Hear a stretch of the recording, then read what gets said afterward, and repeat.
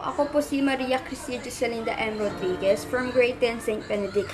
Kapartner ko po si Joseph M. Dizon. Excuse me. So, ang activity po namin sa TLE ay static electricity. Ang tawag po sa experiment po namin ay magic light bulb science experiment.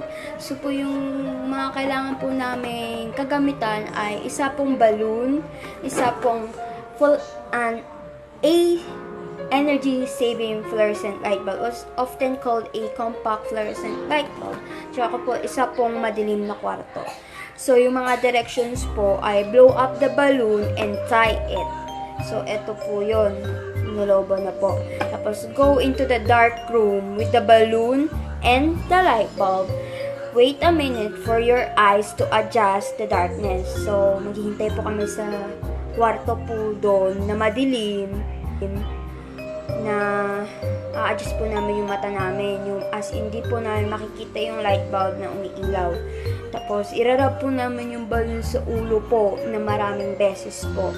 Tapos ipapoint po namin sa light bulb. Eto, ganun-ganun lang po namin siya. Hindi po namin siya ididikit.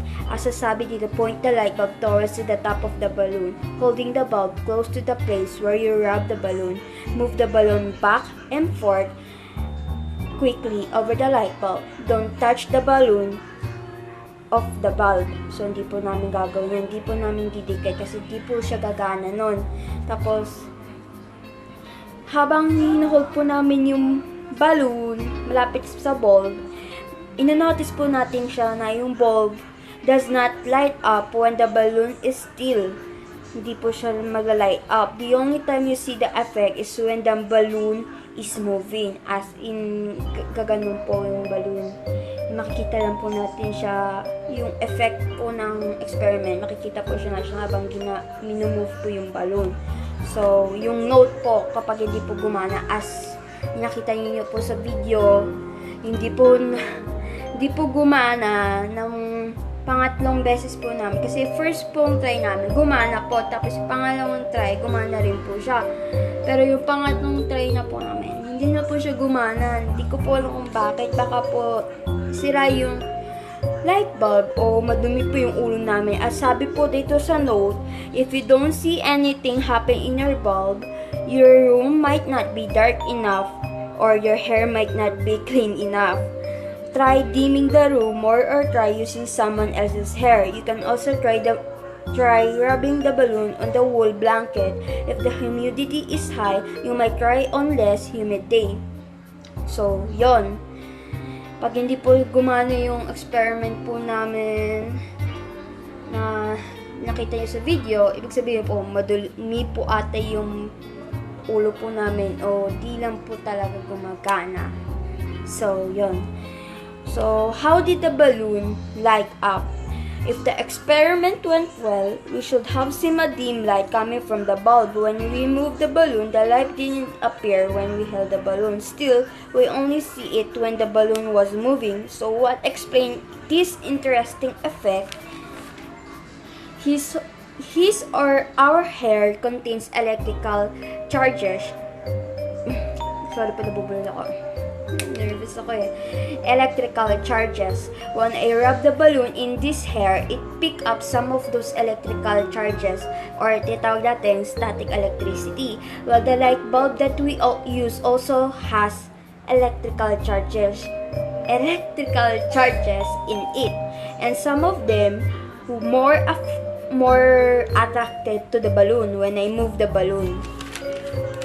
Okay, tapos it moved the electrical charges inside the bulb. Eventually, those bump into some chemicals in the bulb, and that bump caused the mechanical energy na tinatawag po natin motion of the moving charges to be converted to radiant, na tinatawag po natin radiant ay light.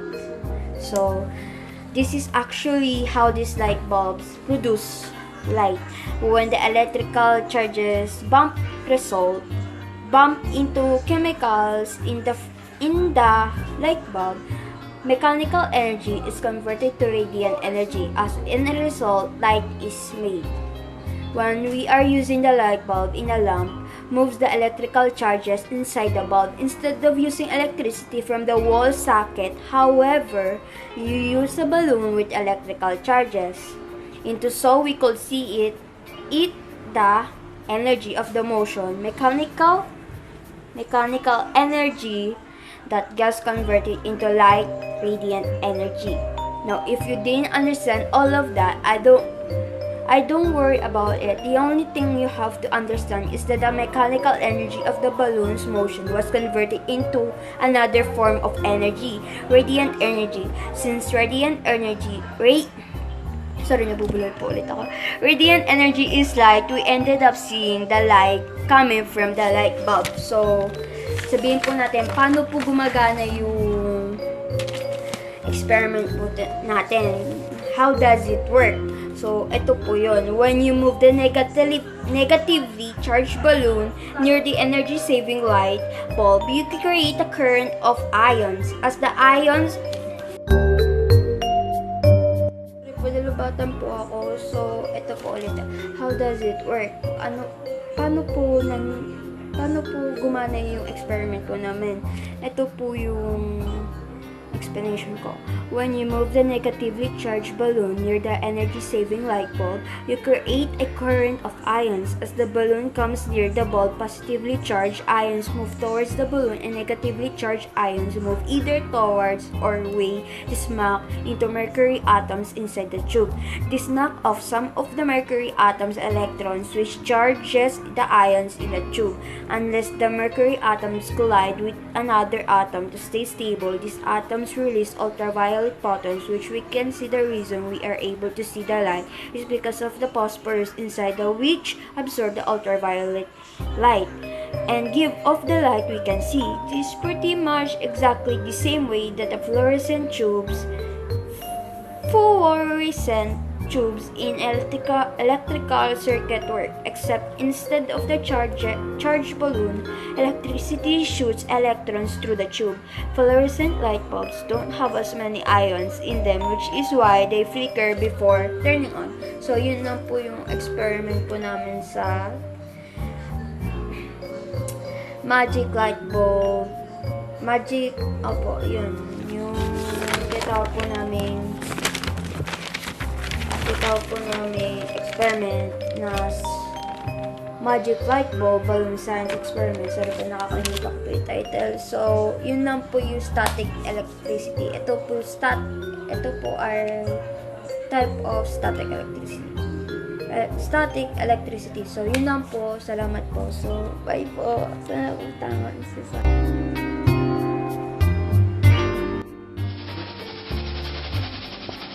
Try na natin ba? Pang-anim.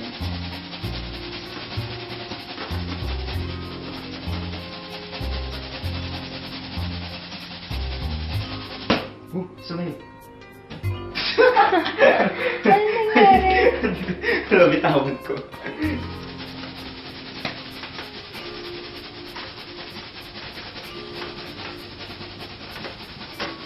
Sobrang dilim. Kunin mo kayo isang light bulb. Yung gumana. Nangalay na kamay ko.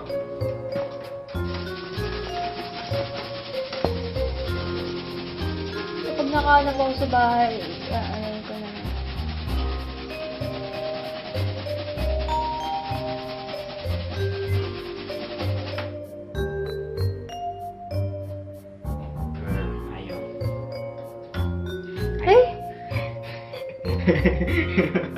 Ayaw ka.